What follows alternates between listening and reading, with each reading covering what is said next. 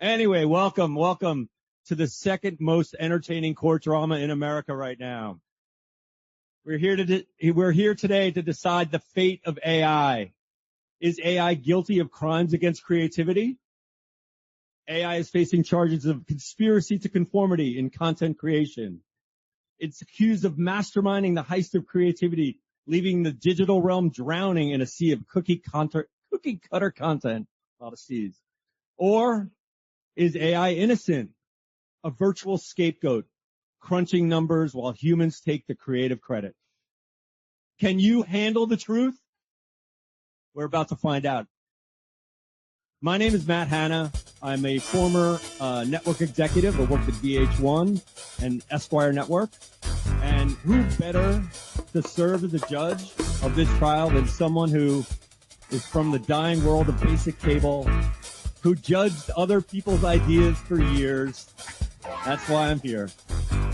We've assembled a expert panel consisting of 2 prosecutors and 2 defenders. Each will be presenting their case with supporting evidence, of course. A little housekeeping before we get started. This is an open court, so we want to hear your questions and your opinions throughout. So don't hesitate to object to something you don't agree with, or shout out a rousing huzzah to something you love. You can submit your questions at any time by snapping the QR code here or visiting aitrial.live. And finally, one more piece of housekeeping. Counselor Geisler on the prosecution team, your motion to move this trial to Reno for the $5 blackjack tables has been denied. Oh, come on. Now it's time to hear the case. Megan Chow and Eric Geisler are joining us as our lead prosecutors. Megan, Eric, thank you for joining us. Please introduce yourselves to the jury and present your opening statement. Hi, everyone. I'm Megan Chow. I'm a documentary producer and picture editor by trade. But today, we are accusing AI of crimes against creativity, and that's why we're here. So, remember... Oh, you got your open. Yeah. Okay. My name is Eric Geisler. I'm the CTO of Global Objects, and we don't think AI is good. Everybody who thinks AI is good, some nefarious things are happening behind the scenes. We're going to present evidence to you today that will allow you guys to make your own decision. But if you think things are up to no good, you will see there is no good happening. All right. Remember when we thought that AI was just going to, take over mundane, mindless tasks? Well, apparently, we're all here convened at NAB, and that's certainly not the case. Goldman Sachs reported an industry forecast last year that 26% of the entertainment industry is going to be affected by AI. And entertainment is really a creative enterprise. It's the human ability to deviate from, patterns and norms that we all know. And, Merriam-Webster defines creativity as to give birth to. So that's why we're here. We're here to charge AI with committing crimes against creativity. All right. I said no clapping. Hold your clapping till the end. No. Teasing. Clap away. Huzzah when you want to. Our defense team is Irad Eyal and Todd Terrazas. Would you guys please introduce yourselves and make your opening statements? Sure. My name is Irad. I have been a reality TV producer for 25 years. I've spent many, many hours in edits, giving birth to incredible stories. And I'm here with Todd to tell you that AI is just a tool that we can use to make our work easier. Your Honor, I object. On what grounds? It's not just a tool. Well, I guess the jury will ultimately decide, but let me pass the mic over to Todd for his intro. Hey, everybody. I'm Todd Terrazas. I'm the founder of Fabric, or Building the Next Generation Content Studio, and I've been in this AI space for over 8 years. Definitely AI is here not to destroy us, not to, take away from creativity. is really here to help enhance our imaginations and allow us to. Jack. You're not supposed to eject during the opening statements. Not early, too early. Too early. It's sustained.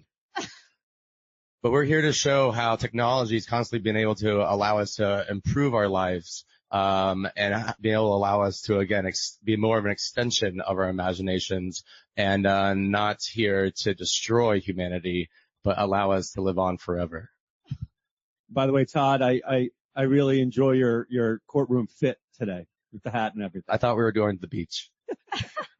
All right, now. I object to his courtroom appearance, Your Honor. Now, Megan will present her first piece of evidence. You want the clicker? Oh, And again, remember to submit your questions. You can hit the QR code or hit aitrial.live and submit questions. We'll be taking them as we go as well. yeah. So as a documentarian, one of the greatest joys is being able to, bring real historic footage and photos to the public. It's been said that generative AI can be helpful in replacing some of those skills. So, I worked on a documentary in 2009 about, the historic landing of U.S. Airways Flight 1549 on the Hudson River. And so I attempted to generate that footage using AI. I think if you click right. Click right.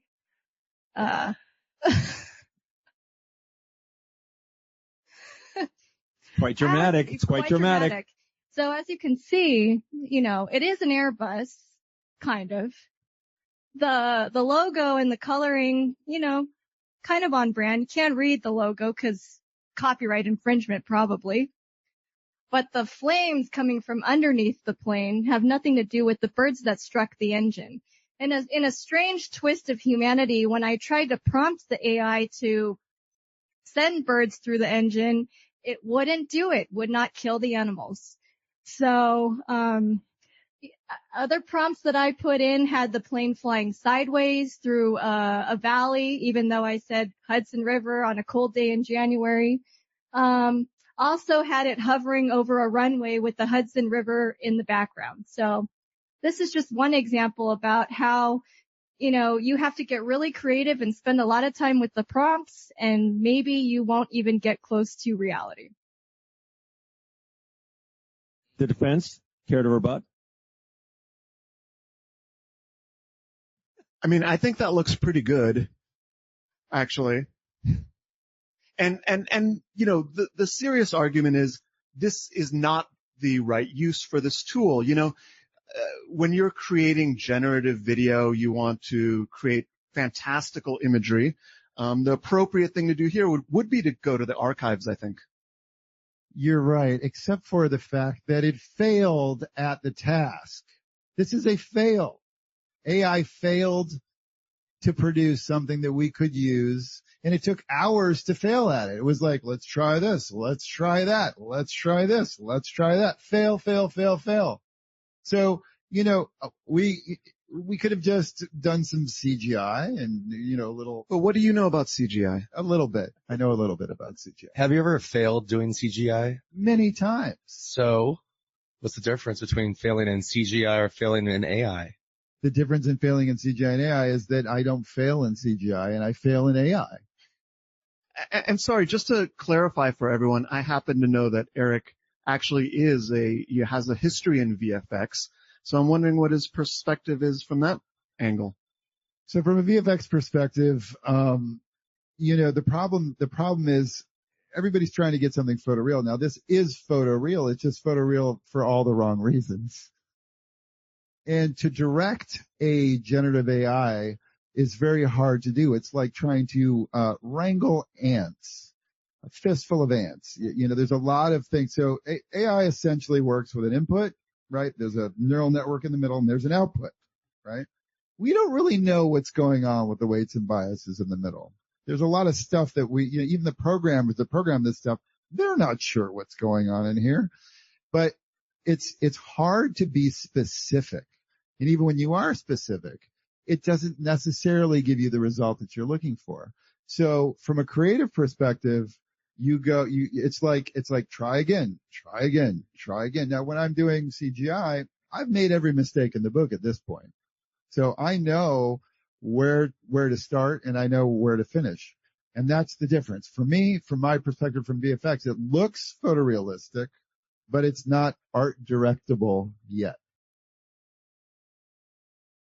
And I guess I would suggest that the evidence that you've presented in the wrong hands with the wrong players, that you would think that that's how the plane landed in the Hudson.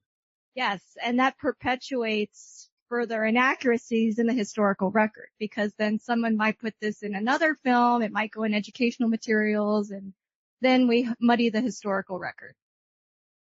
And also, I can't even read what the heck the airline is. It looks like Klingon to me. Let's move on. Yeah. Next piece of evidence. Same thing. I, wanted to see what it could do with generating some sort of stock footage. We all know how much we hate working with stock footage libraries, right? I tried to generate a scene of a team of researchers discovering a bone at an archaeological dig site. Now, we just play through it. Look at the motions of the people. Can I back up? Oh. Sorry. Well, I play through it again. The guy on the right, he's like an extension of the bone. I don't know what's going on there. There were 4 men included in this clip.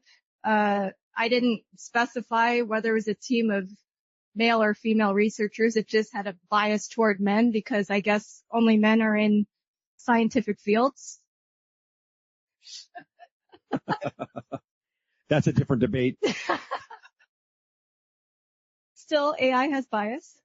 AI does, yes, yeah. When they start turning, 2 more people appear in the background for no apparent reason, and it's weird. And What's going on with that guy's arm? It's like like a Quato is coming out of his stomach. Its arm is folding. What's going on? What do you guys say? What's going on? Come on. No comment. so again, it's another example of how I'm trying to be creative about creating, a video to include in a project, and it just can't do it.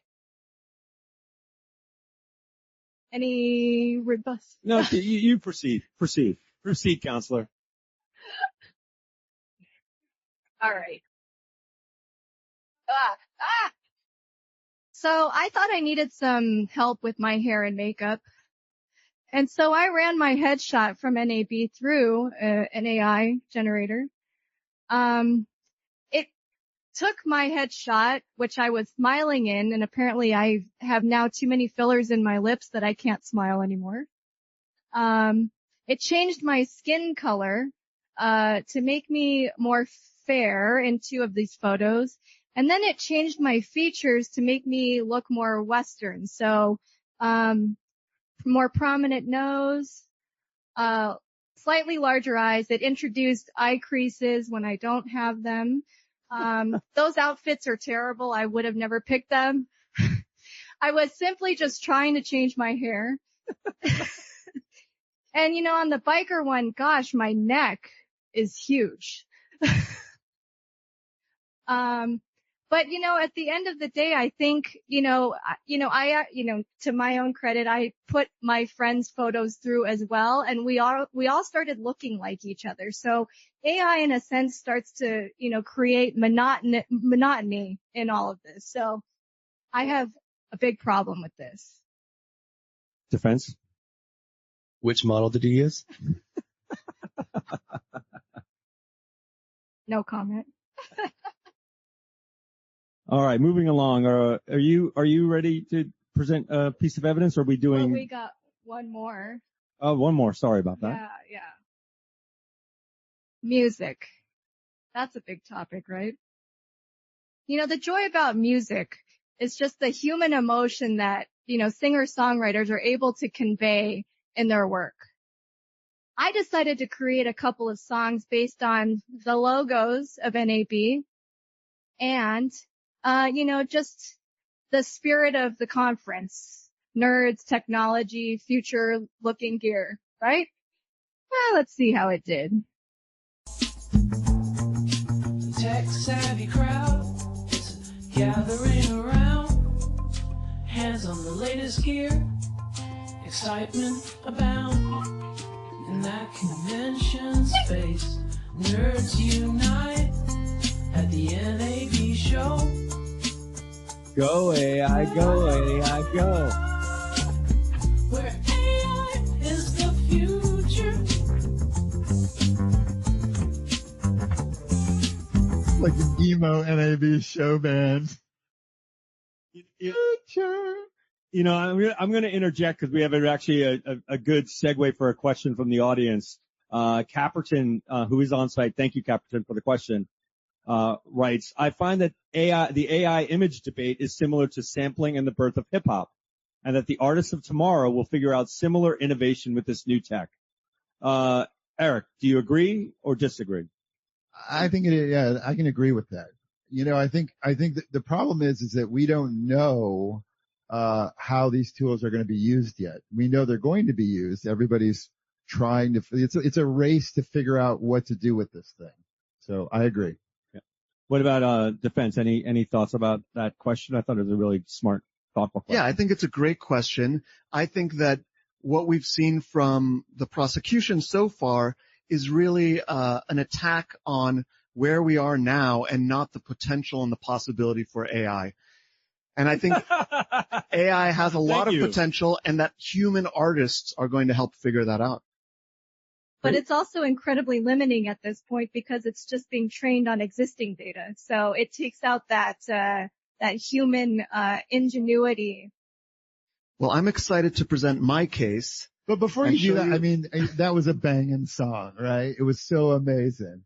Like, oh my God, it's so incredible. You know what I will say, just as from the judge's perspective, the crowd was moving. Can I buy it on iTunes? Just a little bit. Is it our turn yet? Yes, it is. Thank you, Councilor Eyal, for your patience. Tech-savvy crowd. All right. What I want to present here is the case for AI as a tool that we can use to transform our industry, transform the way we create things, and show you that there actually is a precedent for this. When I started in reality TV, it was basically the year that this stuff came out, the iMac and Final Cut Pro. And at that time, the only reality TV shows that really existed, there was The Real World, groundbreaking, fantastic, and a couple of other shows. I think maybe Millionaire had just started. But anyway, it was a very small industry. These tools that came out disrupted everything. All of a sudden, you could edit on a small machine. People that didn't have as much training as it took to work in Avid, for example, or $100,000 to buy that system and a rack of machinery could edit TV shows. And I was at the Oxygen Network at the time, and they very foolishly trained a bunch of young people on these tools and this camera that also came out at the same time. Where is it? Here we go, VX1000, fantastic mini DV camera, and said basically you have the tools that you need to make television, and that's how reality TV was born, by a disruption to the industry and some new tools. On the backs of really cheap labor and exploitation of that is true. People. We were paid very poorly. That is true. But I think the same thing is going to happen with AI. I think we're going to learn how to use these tools, and it's going to empower creators to do things that took massive, studio budgets or large crews to do. I have another example here that I'd like to share of how, this thing is going to start playing. Let's see. No, it's not playing yet. This is an example of how AI is today, giving us abilities to do things that we could never do before. Have you guys used Photoshop before? Have you? No, never. Have you ever tried to, change the aspect ratio of an image? Major pain, almost impossible to do. You end up using the clone tool to try to recreate this is Adobe's AI Photoshop filter, Firefly.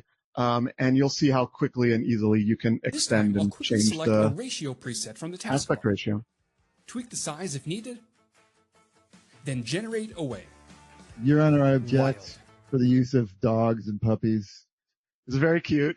Everyone loves a puppy. Overruled.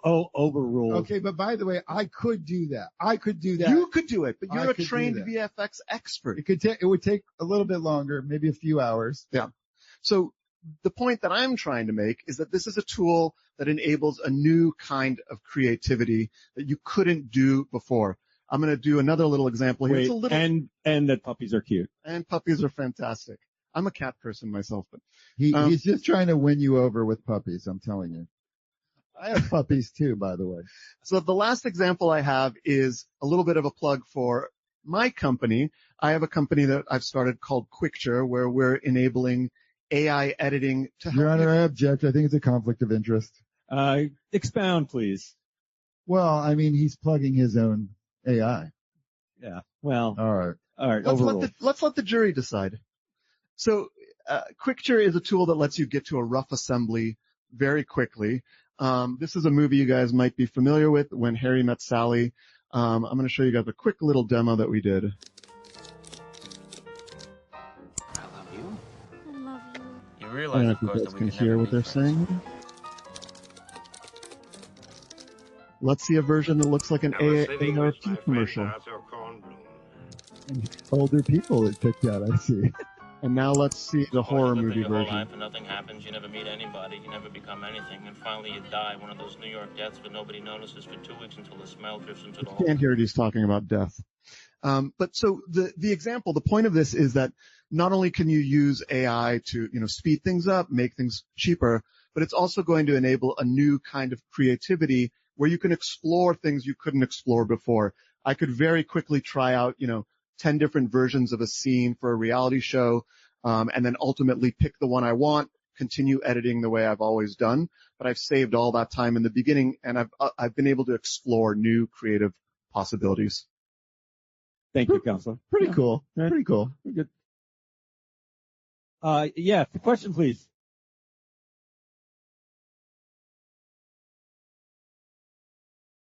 Thank you, Iran. When you changed that scene, it also did the mouth, so it looked like he was really saying those words. Okay. Yeah, Quicture, my company doesn't do generative AI. It's just editing. It's just trying to find different parts of a scene. So yeah, they really were saying those words. Yeah. Quick question from the audience. Bill asks, if AI is found guilty, where would the prosecution like it to be incarcerated? Thanks, Bill.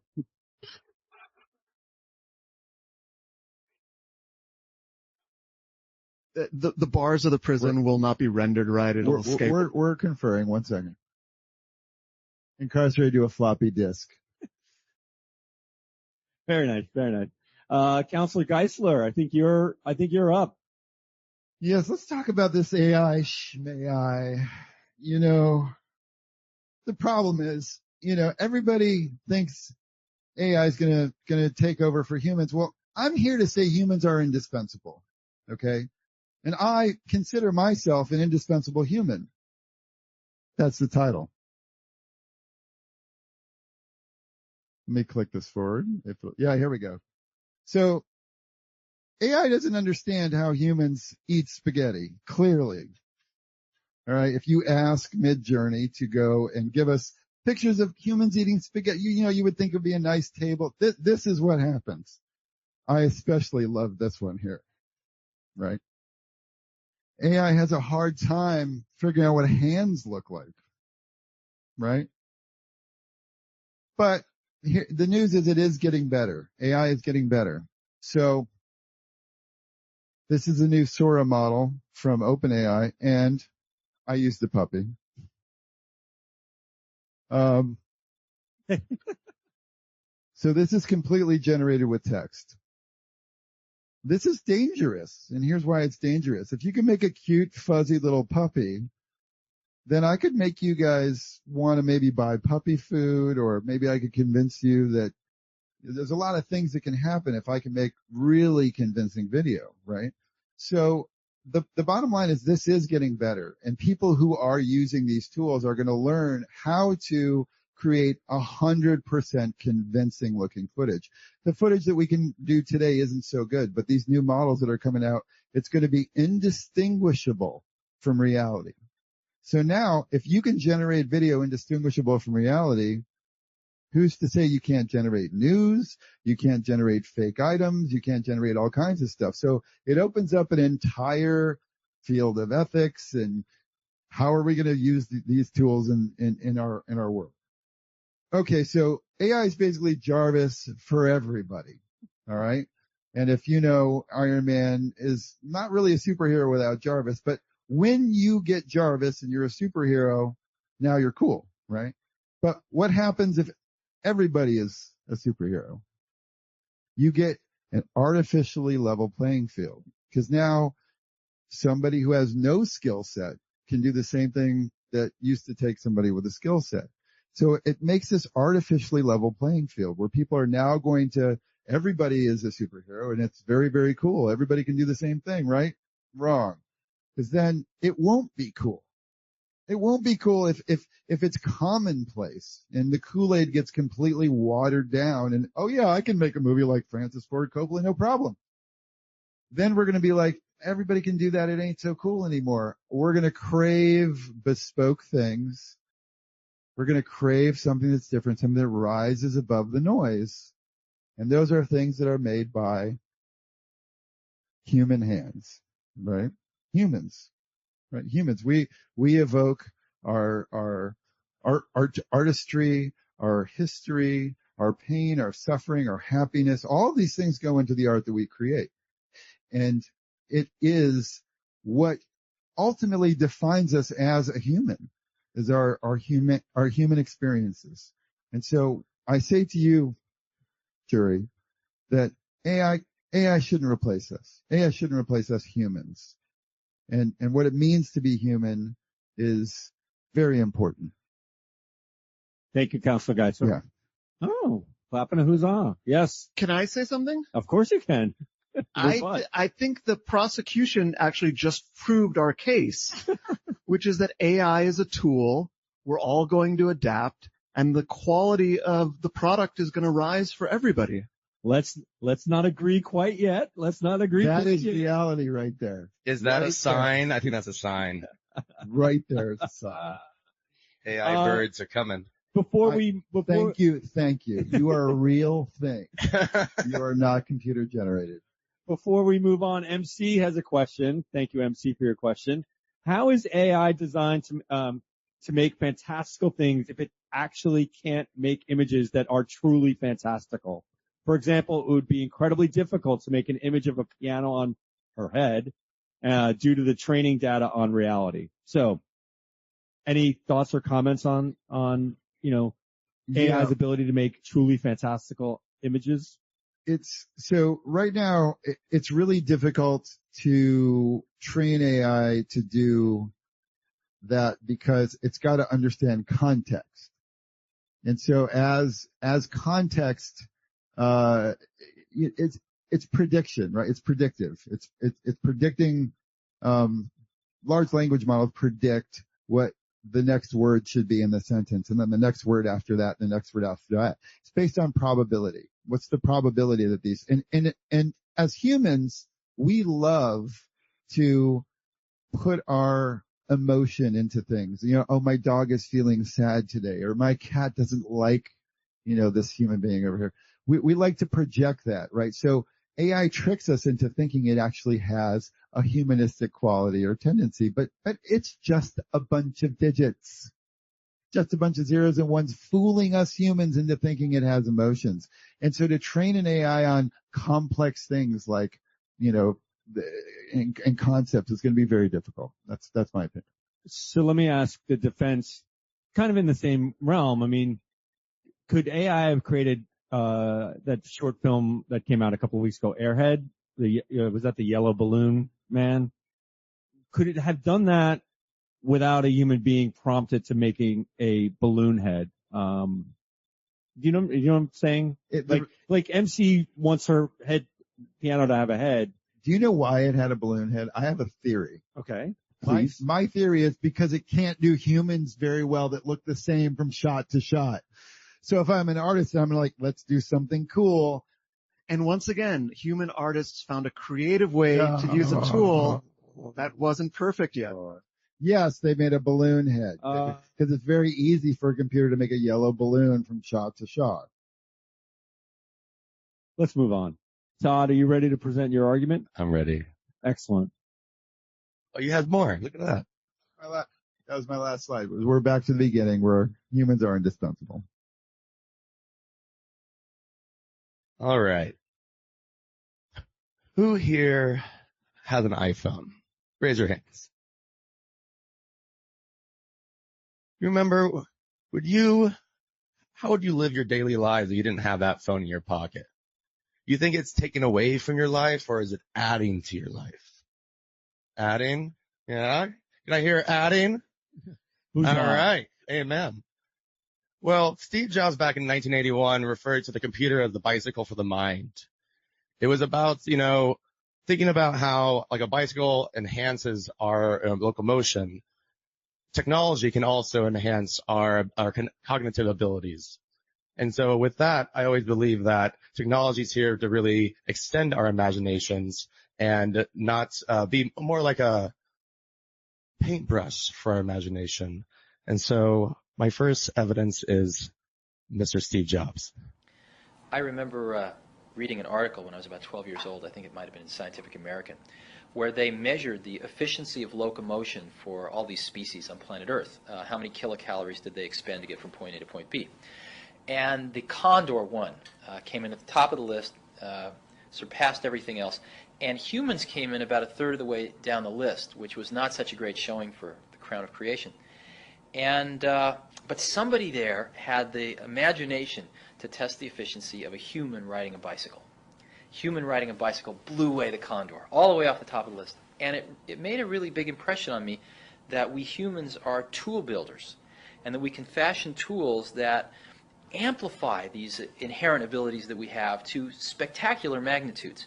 And so for me, a computer has always been a bicycle of the mind, something that takes us far beyond our inherent abilities. And I think we're just at the early stages of this tool, very early stages. And we've come only a very short distance, and it's still in its formation. But already we've seen enormous changes. I think that's nothing compared to what's coming in the next 100 years. In program 6,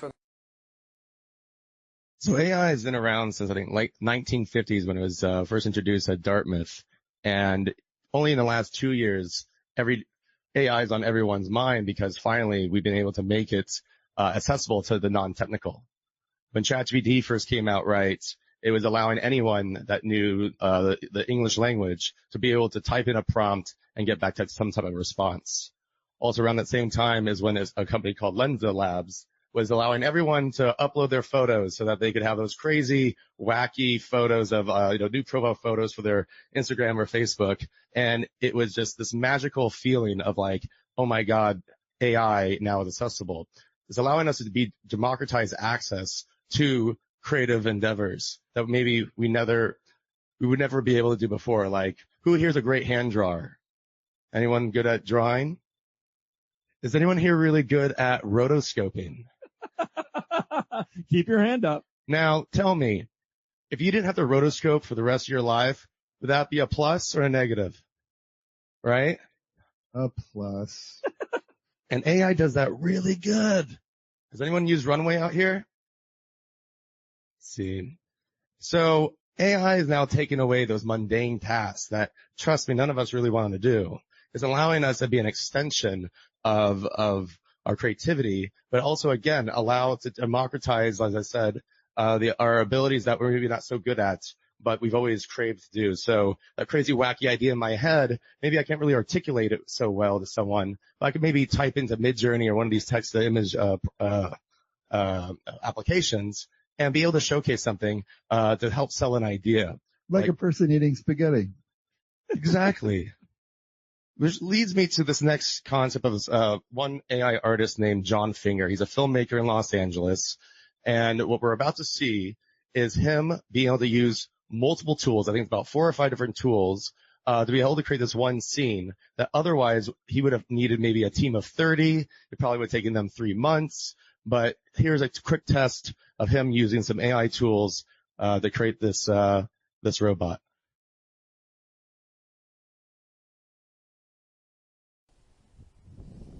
All right, so we got a little test 3D model here. I sketched out all the parts as like a kit bash sheet in Procreate, and then I made those assets look 3D using Magnific, and then I converted that into actual 3D using 3D AI Studio.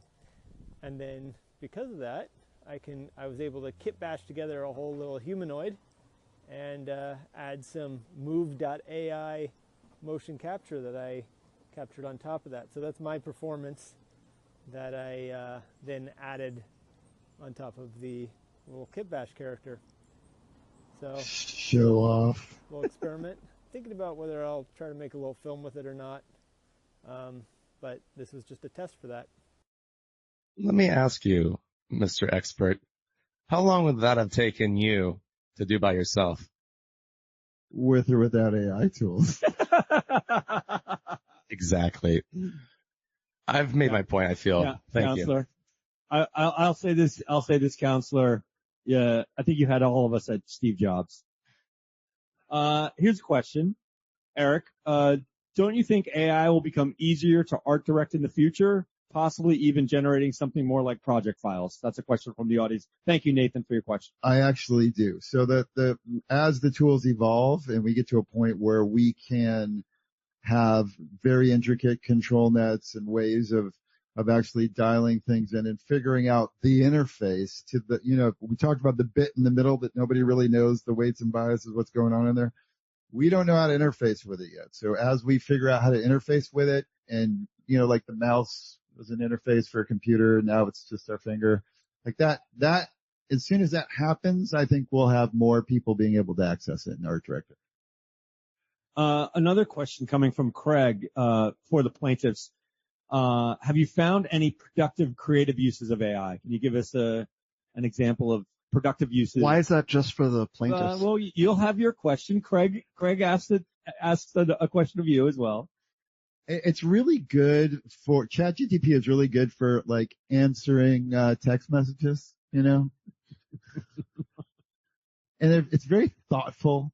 They're very thoughtful text messages. I would never spend that time writing that text messages. So I think for your mom, if you want to send your mom a text message, she, you don't really have time. It's probably good for that. Craig wants to know from the defendants, in your experience, any creative problems that concern you with the use of AI? Well, that's a trick question.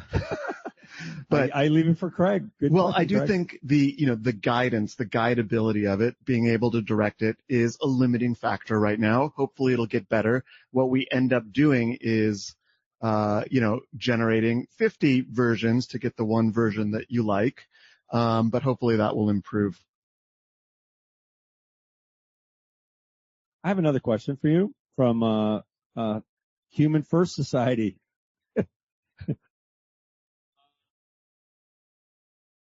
Is this still on? Yeah, thanks. For the defense, how would you guys propose protecting human dominance over AI as tools that could threaten human creativity and ingenuity? Thoughts on that? I have an answer for that. And it comes, again, from the industry that I know, which is reality TV. I think you could apply it to other industries as well.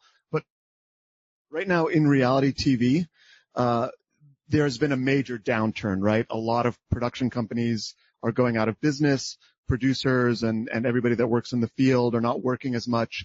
And none of that is because of AI. The impact of AI has not hit us yet. And what we're facing is, reduced budgets for shows, reduced orders. And what we need to do is become more efficient if we want to keep creating shows. So my argument is that AI all these kinds of tools are actually going to save the jobs that are there right now, allow us to create these shows at the lower budgets because of, the issues at cable networks and streaming networks. And that actually we're going to be able to save jobs and hopefully rebuild the industry and create more product, based on these efficiencies. I love how you answered that without answering the actual question at hand. Well, and Eric, so for you, so in Todd's example, Chris sends the question in, and this is, I think probably the crux of why we had this debate.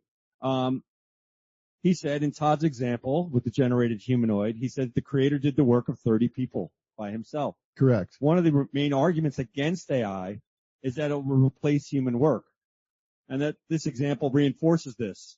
What do those 30 people who would have supported on that project go do now? And I think let's try and answer that seriously, because I do think that's what we're here to talk about. Yeah, this is a force multiplier. So the problem is now it replaces if you've ever seen a large visual effects movie and you wait till the end and actually watch the credits, you'll notice the credit block will go from a single credit block to like 4 credit blocks wide, right? It takes an awful lot of people, an awful long time to put together all of that work.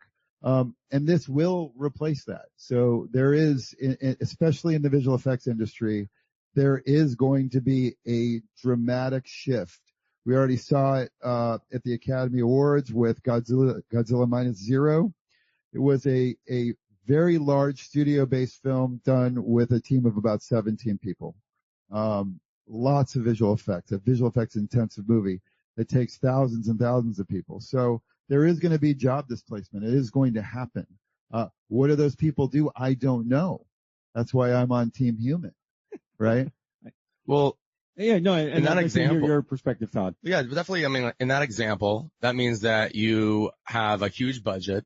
You're probably a big studio, and an independent filmmaker that just wants to experiment, make their own type of Pixar film, normally would be cost prohibitive for them to be able to create any such a thing. But they're not going to be hiring thousands of people. An independent person isn't hiring thousands of people.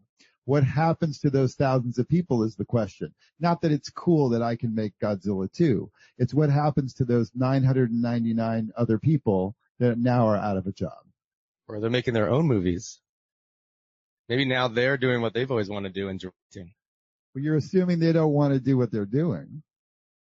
I would jump in there. I think we do need to acknowledge and appreciate that there are going to be shifts in the industry, and that people are going to lose jobs whenever there's a disruption like this. But I do agree that if you're a creator, this is a fantastic time to be a creator because you can do more with less. If you're a studio, your advantage of having a bunch of sound stages and trucks and lights and money to put toward a project becomes less valuable. So I think there's going to be a big impact there. Not surprising that your answer is I would rather rule in hell than serve in heaven. So, I'll just add one thing that I think that it changes the nature of the job. So like entry level jobs look different, like from a documentary perspective, we used to log and transcribe footage. We used to do the menial tasks. And, you're obviously going to come in and say, yeah, AI is doing all that stuff for you now so that you can focus on the creative, right? But I mean, that's sort of how we learn the craft, right, is through those entry level jobs. I just think that's what changes. That's what starts to look different. And what that is, I think is yet to be seen. Definitely apprenticeship in all industries are going to completely change. Because apprenticeship and what you're talking about also is a form of hazing in some ways, right? Like, does this person have enough staying power to go day in, day out, day in, day in, doing those crummy jobs that we all hated, but we all had to do it in order to rise to the top, right? And now we're going to be able to take away those types of crummy jobs because of AI and hopefully be able to, as my point before, a little applause by one guy over there. Thank you, sir. Checks in the mail. Is focusing on, there's a lot of people, right, that go into the industry because someday they've always had that they want their ideas, their stories to be told someday. But of course, they got to pay their bills, so they're going to work on other people's projects, following other people's dreams, and they're on those big teams of visual effects or whatever their role is. And as I was saying before, it's like now, finally, that side project they do on the weekend with their friends or family or whoever they can do more with less because they have access to these tools that are democratizing the access. And now you don't have to be at Disney in order to go do an anime film. You can maybe pay $100 a month and be able to go experiment and, again, share those stories that you've been just waiting for the day where you can maybe make enough money so then you don't have to work for the big man so that you can go do your own project. And now, hopefully, right, what happens to those 999 people? What happens to here's the problem. In my perspective, it's this. You're right. I mean, it is going to democratize people if they have the tools that can do the same thing as a studio. But then what happens to the studios? Those go away. And there's a lot of people that are working for those studios that now don't have jobs. And yet we all have to eat. We all have to put food on the table, right? And if I trained my entire life to be a really good artist and I sketch really well and I draw really well and all of a sudden you're telling me that, a machine is going to take over for me and I don't have any other really good skills. That's my skill. That's what I do really well, right? What do I do? Where do I go? Where does the human go to eat? Starbucks. But the robots are coming for Starbucks.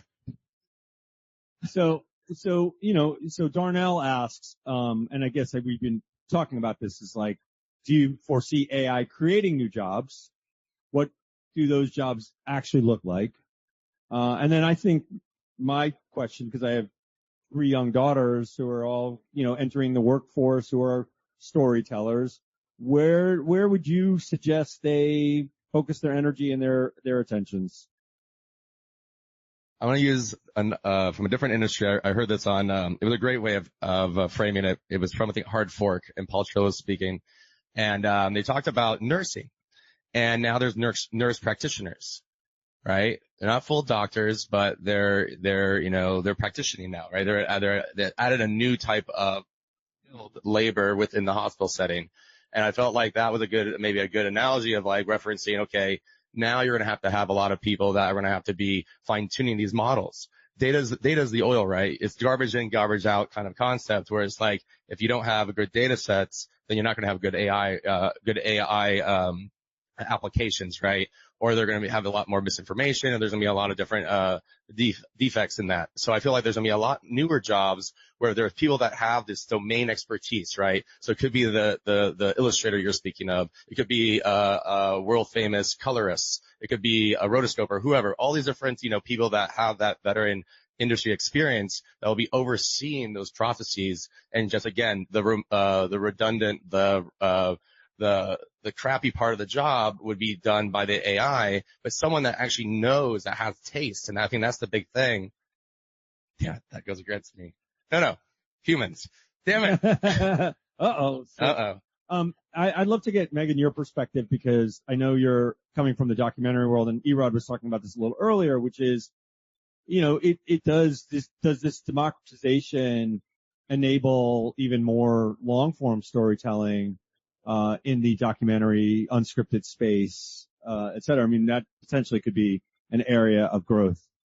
Yeah. I mean, I think AI can really help, with making connections between disparate pieces that maybe we can't see, right up front.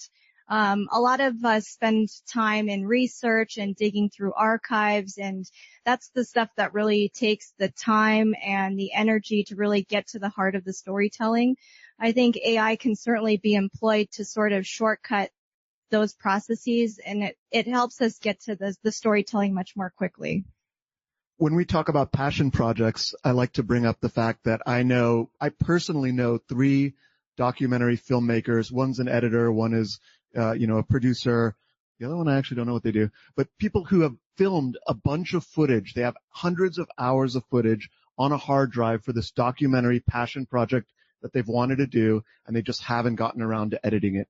And if you could use AI to help you sort of, again, accelerate that, force multiply that, and finish your passion project, you will be able to create that content, and you won't have to devote months of your time to do it. Yeah, and I'd actually be curious, I actually want to put one of my own projects through an AI, because we spent 15 years documenting a young girl going through the juvenile justice system. And, had I had more time in the edit bay, I think that story would have ended up a certain way. But I'd be curious to know how an AI would take all of that footage, interpret all of the, take the transcripts and find the common story beats and see if it would be different from what I resonate with. I think there's a lot of opportunity there. And unfortunately, I think I'm making a case against my own point. We rest our case, Your Honor. I disagree. All right. So the jury's getting hungry for lunch. So let's do a quick speed round. I have some more questions. I'm just going to just keep your answers brief. Anyone wants to jump in, but I'll try and point them to certain people. So, Jason asks, I think this is a great question for Eric. Shouldn't AI be able to tell you whether to do VFX or Gen AI just from your prompts before Gen AI embarks on failing iterations? Speed round. It's hard. No is the short answer.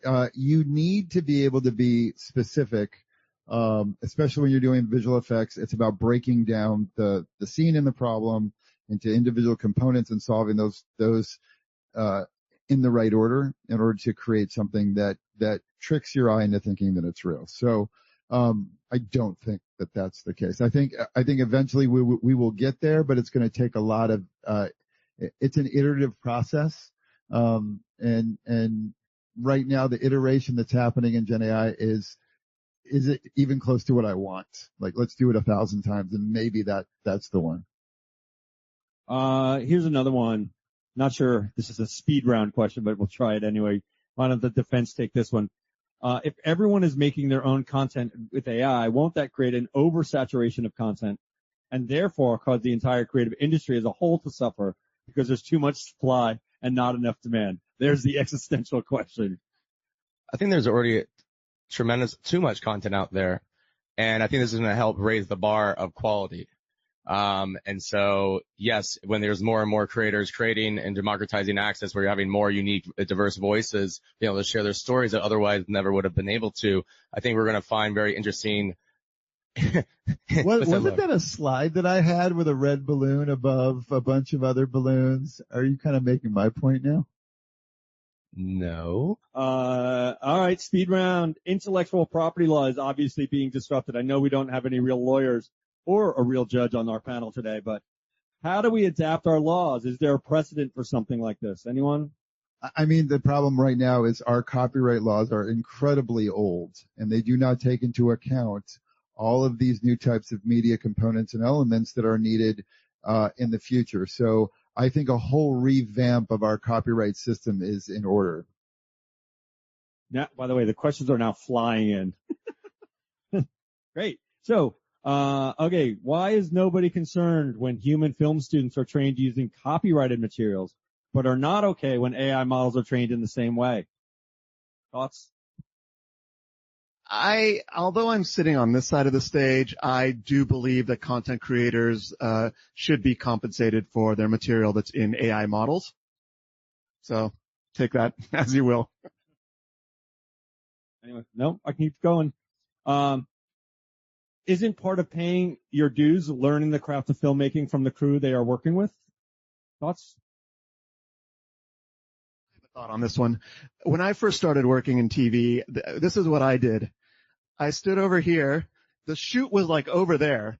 I stood on this corner and I just sort of directed people to go over there. And I don't know that I learned that much about TV production being like 2 city blocks away from the actual production. So I think this will get you closer. If you have smaller teams, that can do more, you're going to be closer to the actual creative work. And now your job is taken over by Spot the robot? It's interesting. There was just history, there was an elevators union of elevator operators. They were fearful of the first autonomous vehicle, which is the elevator. And that industry is now gone. There's not a lot of work for elevator operators these days because everybody can go in and press a button. So I think change is coming no matter what. We fear it. We don't want it, but it's going to happen. It's just how do we embrace that change? And as creatives, how do we make sure that we're protected? Another question. We already have an abundance of choices when choosing what to watch. If the argument is AI can allow anyone to create and release content, how do they find their audience? Will they find an audience? Thoughts? Using AI, better recommendation engines.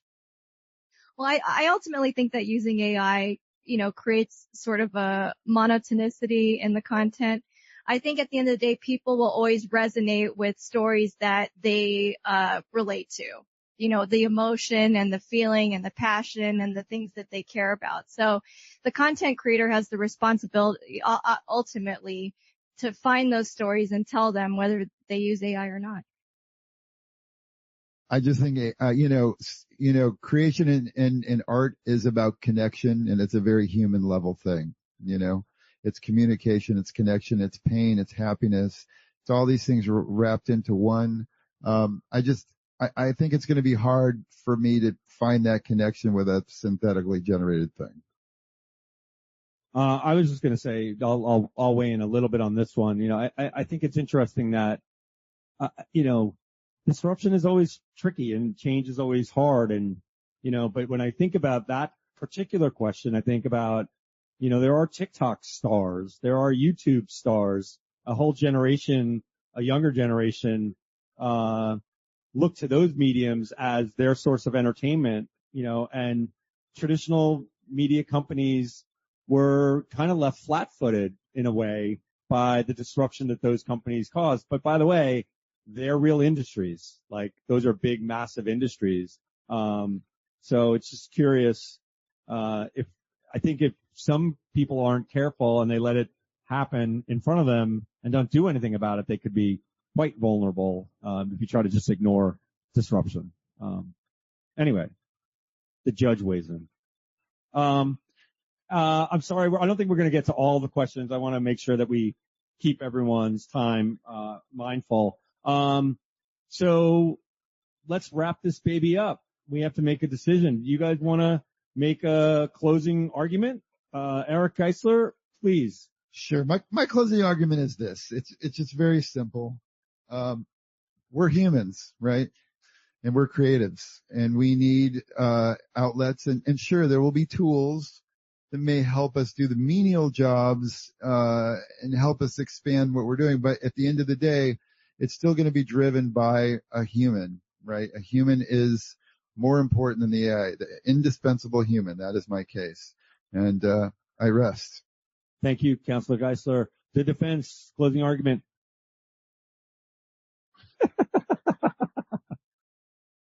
So we've heard a lot of things today. Steve Jobs. We talked about Steve Jobs. We talked about planes and birds. But you still relied on a human to tell your piece of the story. Yes. But is Steve Jobs really human? I don't know. Well, yeah, there was a question how would we know that was really Steve Jobs, from the audience. Yeah. We talked about puppies. We were very much distracted by puppies. But at the end of the day, AI was created by humans.